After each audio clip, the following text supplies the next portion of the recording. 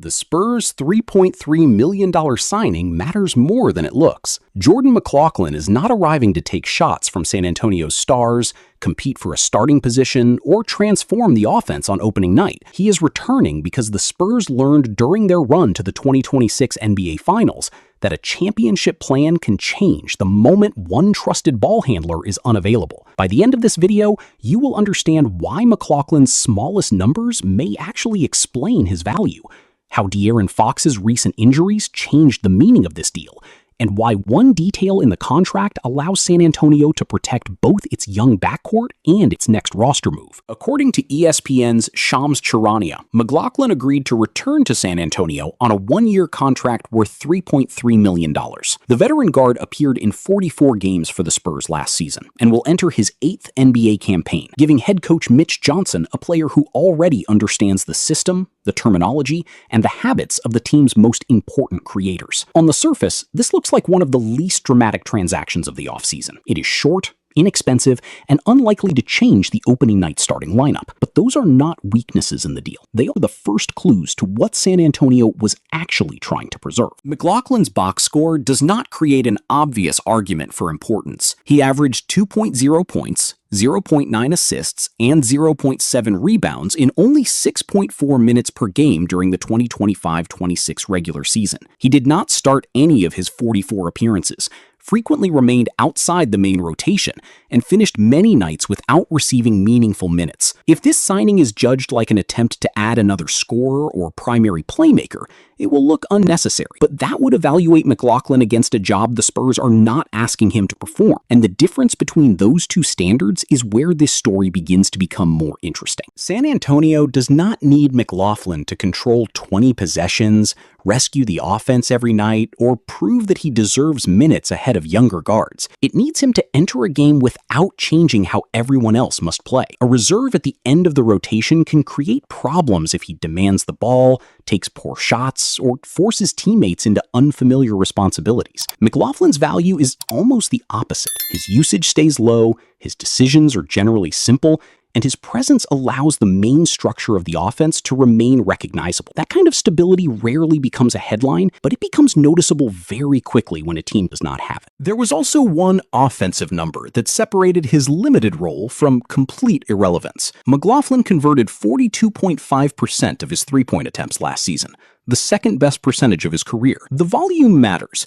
He attempted fewer than 1 3 per game, so San Antonio should not treat him like a high-volume shooter. Still, opponents cannot automatically abandon him. For an emergency guard, maintaining acceptable spacing can be the difference between surviving a short stretch and damaging the actions around the team's stars. That shooting becomes more useful when combined with familiarity. McLaughlin has already shared the floor with San Antonio's core, worked inside Johnson's system, and experienced a run to the NBA Finals. The Spurs do not have to spend training camp teaching a new veteran where Victor Wembanyama prefers to receive the ball, how the guards divide initiation duties, or which reads the staff expects when the first option disappears. Continuity does not guarantee production, but it reduces uncertainty. And to understand why San Antonio valued that certainty, the story has to move toward the player directly in front of him. De'Aaron Fox remains the Spurs' lead point guard and one of the central pieces of their championship window. He averaged 18.6 points and 6.2 assists during the regular season,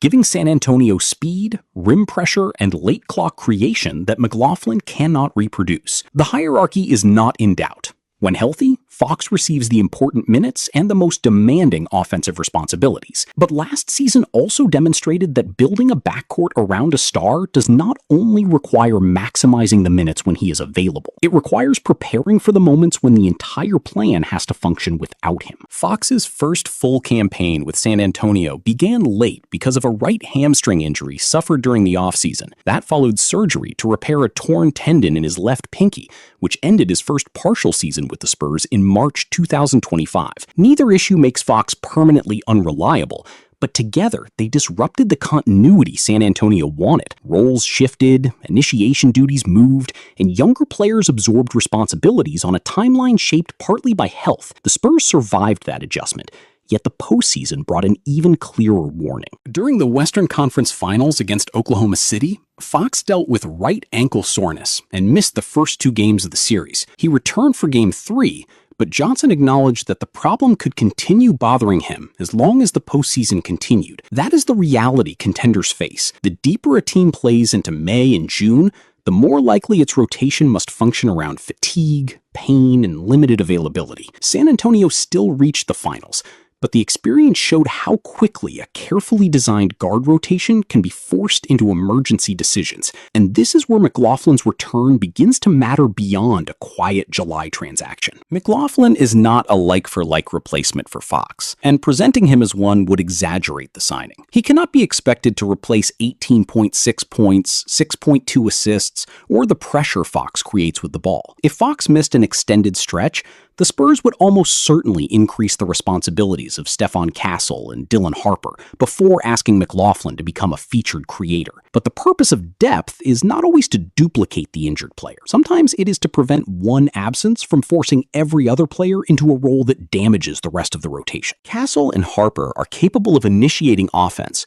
and both are far more important to the franchise's future than McLaughlin. That is precisely why San Antonio must be careful with how emergency minutes are distributed. Development should challenge young players, but it should not require them to carry every organizational need at the same time. If Fox is unavailable for a night, Castle or Harper can receive more creation opportunities, while McLaughlin absorbs the simpler minutes around them. The young guards still grow, but the Spurs avoid turning every minor absence into a complete reconstruction of the backcourt. That distinction matters across an 82-game season. Foul trouble can remove a guard unexpectedly. Back-to-backs can make rest necessary. And a minor injury can still change 1 week of games. A contender needs more than 3 players who can safely bring the ball across half court, initiate a basic set, and avoid feeding an opponent's transition attack. McLaughlin's job is not glamorous. Stay ready, absorb low-leverage minutes, and provide a stable bridge until the preferred rotation returns. The less frequently that bridge is needed, the easier it is to underestimate why it was built. His shooting helps that bridge function without closing the floor. His experience helps him recognize when to move the ball, and his familiarity lets the staff use him without rewriting the playbook. None of that makes him a postseason star,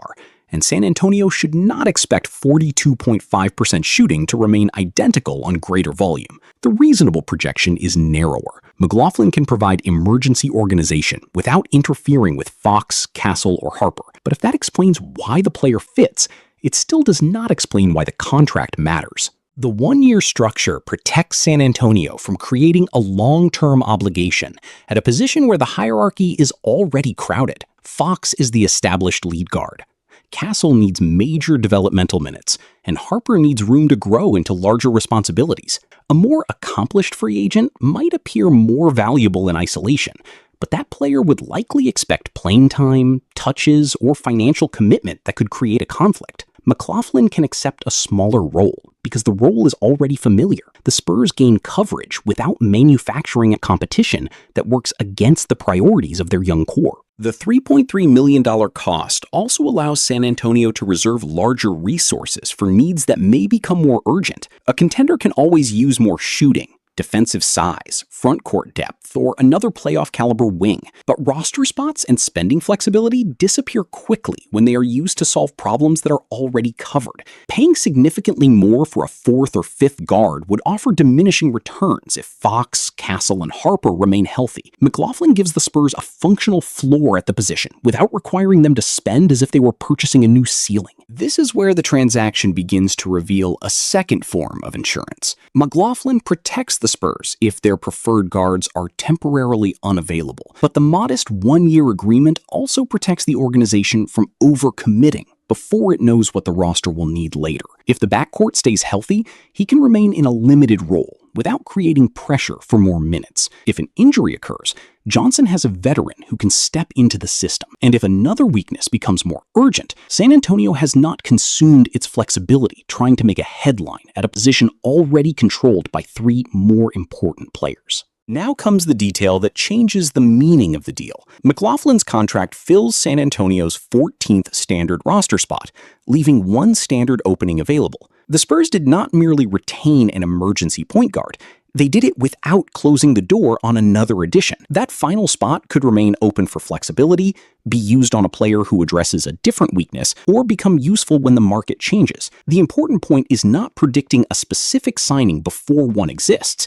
It is recognizing that San Antonio solved one problem while preserving its ability to react to the next one. That restraint matters for a team trying to turn one finals appearance into a sustained championship window. The temptation after coming close is to chase a recognizable name, but contenders are not built only through their largest contracts. They are also protected by inexpensive players who accept irregular minutes and stop temporary problems from becoming expensive emergencies. McLaughlin's return establishes a clear order. Fox leads, Castle and Harper develop, and the veteran stays prepared. The remaining opening gives the front office time instead of forcing an immediate answer. If Fox remains healthy throughout the season, McLaughlin may rarely appear in the most important games. That would not make the contract a failure. Good insurance is often invisible when the larger plan works. If Fox needs a rest night, if Castle encounters foul trouble, or if Harper misses time, McLaughlin can provide a familiar option without asking the Spurs to improvise with a player who does not understand their system. The value is not in projecting a dramatic statistical breakout. It is in reducing the number of ways a small disruption can spread across the rest of the roster. And that brings us to the real conclusion. The Spurs' $3.3 million signing matters more than it looks, because Jordan McLaughlin gives them three things without taking away anything essential: emergency ball handling behind a star with recent health interruptions, a veteran presence that does not block Castle or Harper, and a one-year commitment that preserves the final standard roster opening. San Antonio is not betting that McLaughlin will change its season. It is making sure that one injury, one rest night, or one difficult stretch